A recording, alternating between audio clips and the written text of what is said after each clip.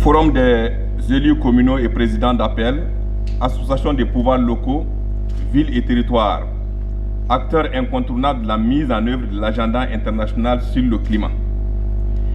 Cotonou, Bénin, le 27-28 février 2020.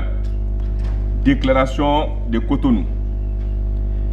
Nous, présidents d'associations nationales des gouvernements locaux et régionaux d'Afrique, réunis les 27 et 28 février 2020 à Cotonou, en vue de la structuration de la coopération entre collectivités dans le cadre de la mise en œuvre des contributions déterminées au niveau national pour la réalisation de l'accord de Paris.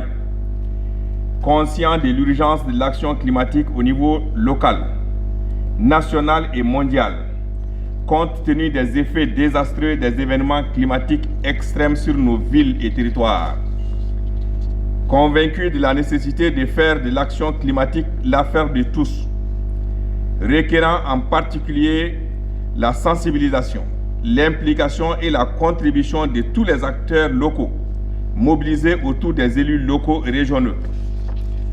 Alerté par les conclusions des récents rapports du groupe intergouvernemental des experts sur le climat, qui estime que la mise en œuvre effective de l'ensemble des contributions déterminées au niveau national par les États partis à la Convention cadre des Nations Unies sur les changements climatiques aboutira néanmoins à une augmentation de la température de la planète de l'ordre de 3 degrés Celsius par rapport à l'ère pré-industrielle si la tendance actuelle était maintenue. Tenant compte de ce que l'année 2020 est celle du démarrage du processus de révision des contributions déterminées au niveau national, proposé par les États partis à la Convention cadre des Nations Unies sur le changement climatique dans la perspective de la COP26 à Glasgow. Adoptons la déclaration qui suit. 1. Sommes déterminés à nous mobiliser en faveur de l'action climatique, notamment en adhérant massivement à la Convention des maires pour le climat et l'énergie, afin que la contribution des villes et territoires soit mieux intégrée dans l'action climatique des États et participe à l'augmentation de l'ambition de l'accord de Paris de maintenir la hausse de la température de la planète autour de 1,5 degré Celsius.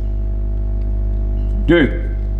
Comprenons que l'action climatique apporte une perspective nouvelle dans la conception de nos modèles de développement et de réduction de la pauvreté, ce qui implique d'aligner tous les instruments et procédures de planification et de budgétisation à tous les niveaux de gouvernance. Nous engageons à inscrire nos actions en cohérence avec les priorités des programmes nationaux et des contributions déterminées au niveau national.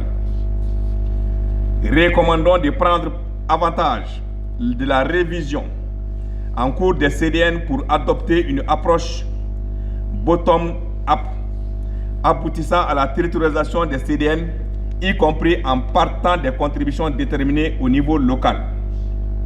5. Demandons pour ce faire que le cadre institutionnel de la décentralisation soit revu pour le rendre effectif et conforme aux dispositions des lois et règlements. 6. Souscrivons à la mise en place d'un programme Readiness Afrique ciblant les gouvernements locaux et régionaux en vue d'amorcer la transition vers un développement local durable et résilient. 7. Demandons au Fonds vert pour le climat d'accréditer CGLUA en tant qu'implementing partner régional qui sera chargé en particulier de la mise en œuvre du programme Readiness Afrique. 8. Saluons l'engagement du président de la BOAD à soutenir la mise en œuvre du programme Readiness Afrique dans l'espace UMOA à titre pilote. 9. Encourageons nos membres à travailler avec le secteur privé, le milieu de la recherche et la société civile pour explorer des solutions innovantes et participer à la collecte des données nécessaires pour assurer le monitoring, le reporting et la vérification de la mise en œuvre de l'agenda climat de nos territoires. 10.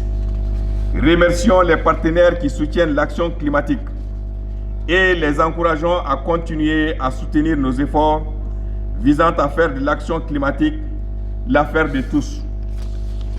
11.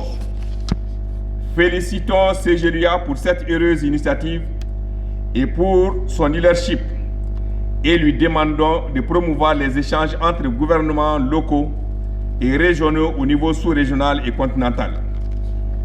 12. Exprimons nos sincères reconnaissances à l'endroit de l'ANCB et du gouvernement du Bénin pour leur accueil et la sollicitude constante dont nous avons été l'objet durant notre séjour.